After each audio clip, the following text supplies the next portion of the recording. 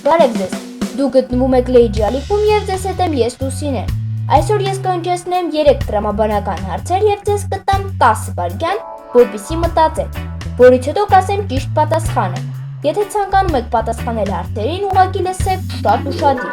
Վիդեոյի վերջում հաշվեք քանի արդին պատասխանեցիք և գրեք մեկնաբանության հատվածում։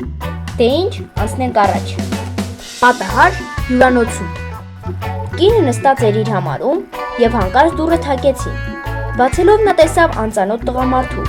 Անծանոթը զարմացավ և ներողություն խնդրեց, ասելով, որ շփոթել է իր համարի հետ։ Կինը ներս մտավ և զանգեց անվտանգության աշխատողներին։ Ինչու՞։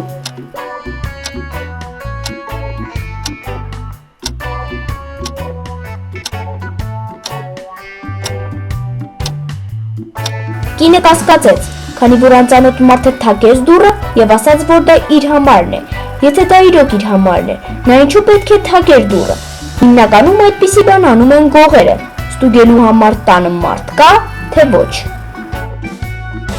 Փախուստ բանտից։ Մի մարդու բանտարկում են և զրկում են ուտելիքից ու ջրից։ Նա ունի 2 օր ժամանակ բանտից փախչելու համար։ Գետնին ամբողջությամբ հող է, իսկ բանտարկյալից բավականին բարձր կա մի պատուհան։ Նա իր մոտ ունի միայն 1 բահ։ Ինչ պետք է անի նա, որ փախչի բանտից։ Ասեմ, որ գետնի տակով անցնել չի կարելի, քանի որ դա 2 օրից ավել կտևի, իսկ բանտարկյալը սովամահ կլինի։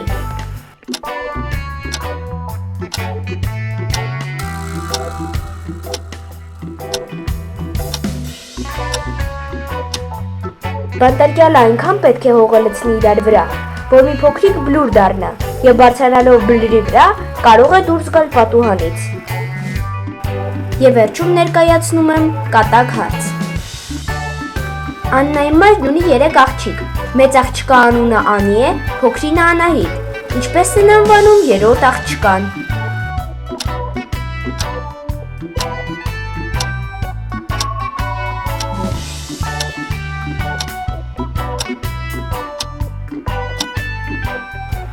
Ինչպես սկզբում նշեցի, Աննայի մայրն ունի 3 աղջիկ։ Բնականաբար 3-րդ աղջկա անունը Աննա է։